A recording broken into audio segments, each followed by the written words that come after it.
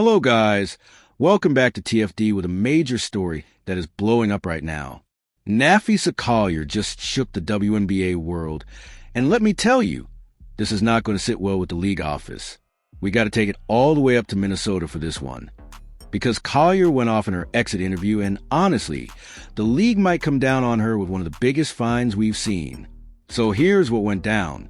Napheesa didn't just talk about her season. She spilled the beans about everything. Cathy Engelbert, Caitlin Clark, the referees, and even the CBA negotiations. And the way she put it? Man, it was raw, unfiltered, and straight from the heart. She basically said Caitlin Clark should be grateful just to even be in the league. Can you believe that? The rookie who broke records, sold out arenas, and carried ratings on her back. And now she's being told to be thankful just to exist here? That's wild. But it didn't stop there. Collier went even deeper, talking about how the refereeing has been inconsistent, how the CBA is broken, and how players feel like they aren't being heard. And guys, when I say she went in, I mean she told it all. No holding back. The fallout from this could be massive. You don't throw Cathy, Caitlin, and the refs all under the bus in one interview without consequences. This is the type of thing that shakes the foundation of the WNBA. I don't think it's going to be easy for the league to recover from this one. I'm done talking. Roll the footage. I have prepared a statement that I would like to make before taking any questions. All right. So first of all, I'd like to congratulate the Mercury for advancing to the finals. And I want to be clear, this conversation is not about winning or losing. It's about something much bigger. The real threat to our league isn't money. It isn't ratings or even missed calls or even physical play. It's the lack of accountability from the league office. Since I've been in the league, you've heard the constant concerns about officiating, and it has now reached levels of inconsistency that plague our sport and undermine the integrity in which it operates. Whether the league cares about the health of the players is one thing, but to also not care about the product we put on the floor is truly self-sabotage. Year after year, the only thing that remains consistent is the lack of accountability from our leaders. Sorry, I had to walk here in my boot. I'm kind of out of breath. The league has a buzzword that they've rolled out as talking points for the CBA as to why they can't pay the players what we're worth. That word is sustainability. But what's truly unsustainable is keeping a good product on the floor while allowing officials to lose control of games. Fans see it every night. Coaches, both winning and losing, point it out every night in pregame and postgame media. Yet leadership just issues fines and looks the other way. They ignore the issues that everyone inside the game is begging to be fixed. That is negligence. At Unrivaled this past February, I sat across from Cathy and asked how she planned to address the officiating issues in our league. Her response was, well, only the losers complain about the refs. I also asked how she planned to fix the fact that players like Caitlin, Angel, and Paige, who are clearly driving massive revenue for the league, are making so little for their first 4 years.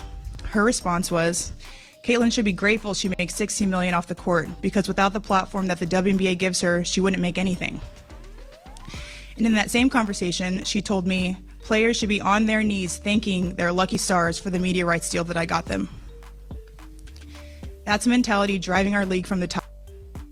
I have the privilege of watching my husband run a league where he has to balance 100 different things at once. I won't pretend the job is easy, but even with all of that on his plate, he always takes the time to reach out to players when he sees an injury, whether it's Unrivaled or even during the WNBA season. That is what leadership looks like. It's the human element. It's basic integrity, and it's the bare minimum any leader should embody. This year alone, I've gotten calls, texts, and well wishes from so many players across the league. Those moments remind me that sometimes there are things bigger than the results than this game we play. But do you know who I haven't heard from? Cathy. Not one call, not one text. Instead, the only outreach has come from her number 2 telling my agent that she doesn't believe physical play is contributing to injuries. That is infuriating. And it's the perfect example of the tone-deaf, dismissive approach that our leaders always seem to take. I've finally grown tired. For too long, I have tried to have these conversations in private, but it's clear there is no intention of accepting there's a problem.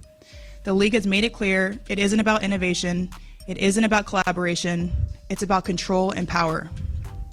I've earned this platform and I've paid the price to get here, and now I have a responsibility to speak on behalf of the fans and everyone in this league that deserves better. Our leadership's answer to being held accountable is is to suppress everyone's voices by handing out fines. I'm not concerned about a fine. I'm concerned about the future of our sport. At some point, everyone deserves to hear the truth from someone who I hope has earned the benefit of the doubt to fight for what is right and fair for our athletes and our fans. We have the best players in the world. We have the best fans in the world. But right now, we have the worst leadership in the world. If I didn't know exactly what the job entailed, maybe I wouldn't feel this way. But unfortunately for them, I do. We serve a league that has shown they think championship coaches and Hall of Fame players are dispensable, and that's fine. It's professional sports.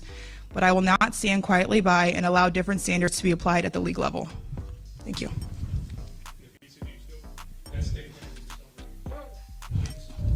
Yes. Again, I want to be clear. This is not about winning and losing.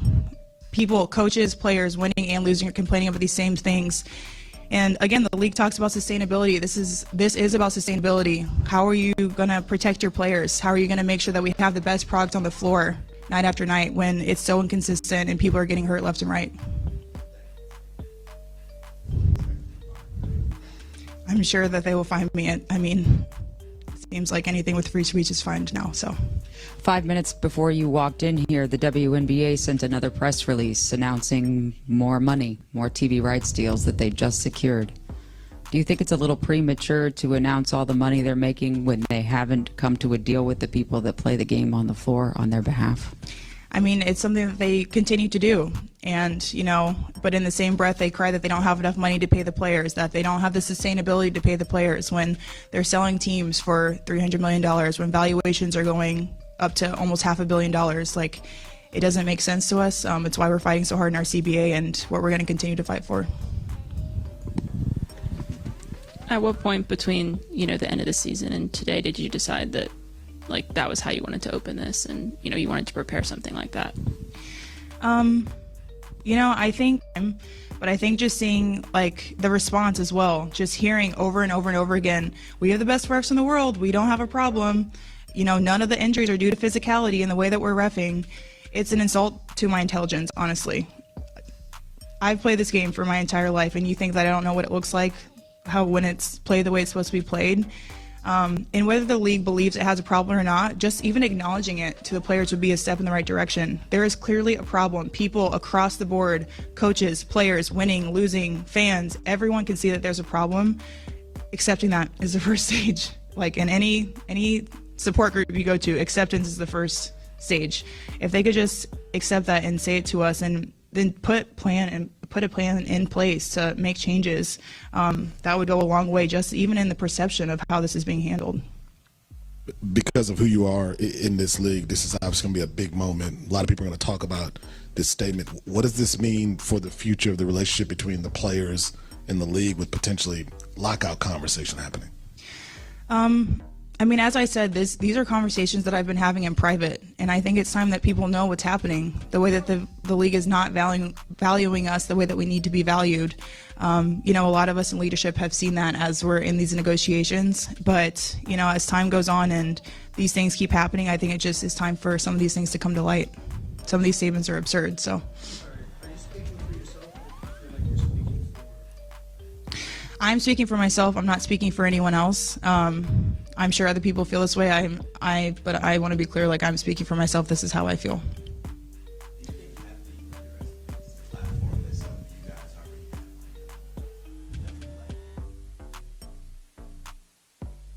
Based on some of the statements she makes, I would say yes.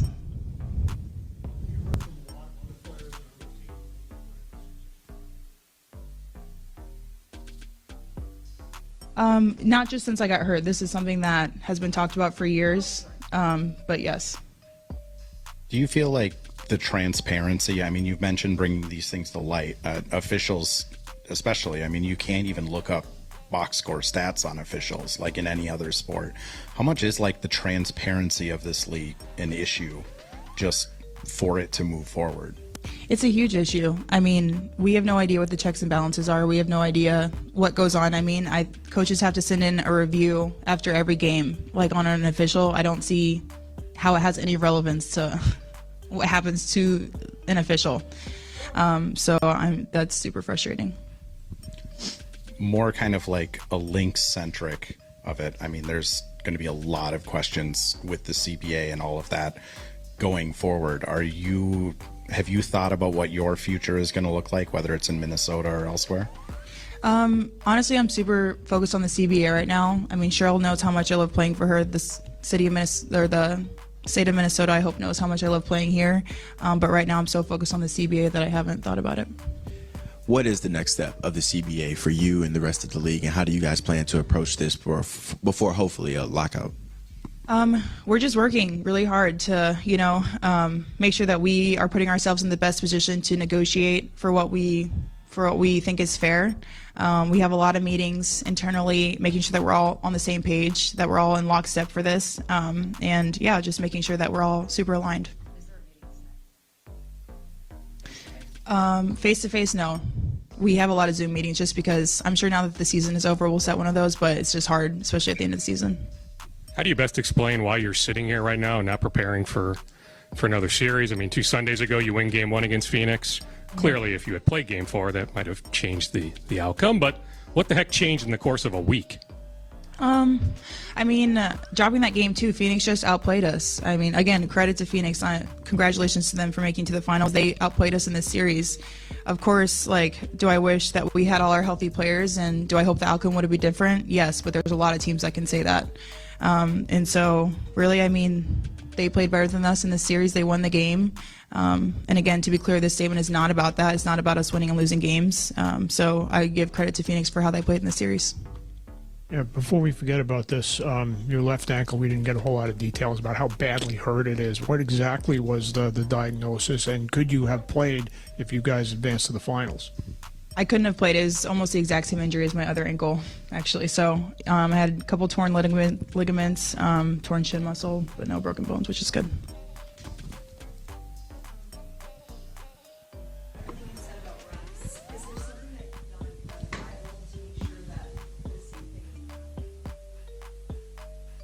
We do. We are really transparent with the players. For example, the one-on-one tournament that we had was so physical the first day. So we had a meeting with the players and the refs, having a meeting about how it should be officiated, how we want to clean it up. We had several meetings throughout the season with the players about what they liked, what they didn't, what they thought about the officiating, just trying to be as transparent as possible, and then making those fixes in real time. So even the second day of the one-on-one tournament, it was reffed completely differently. Throughout the season, it started getting ref differently when we started getting feedback and seeing the physicality. So yes.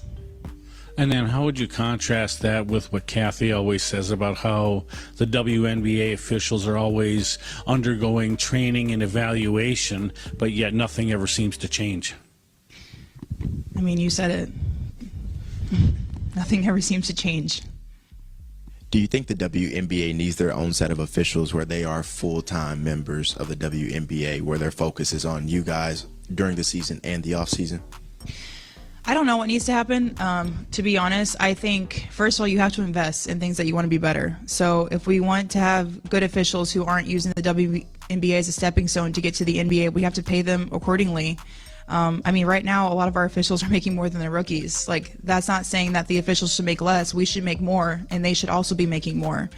If we want quality people and officials and everything, you have to invest in those areas. And so I think that's probably something that they should look at.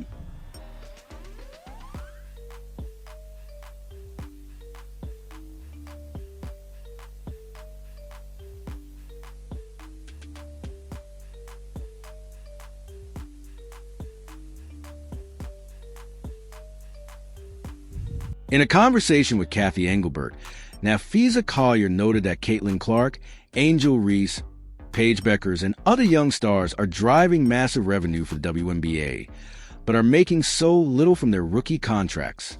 Napheesa Collier on what Cathy Engelbert has said to her. Only losers complain about the refs. Caitlin Clark should be grateful she makes $16 million off the court, because without the platform the WNBA gives her, she wouldn't make anything. And tell us what you're thinking about this.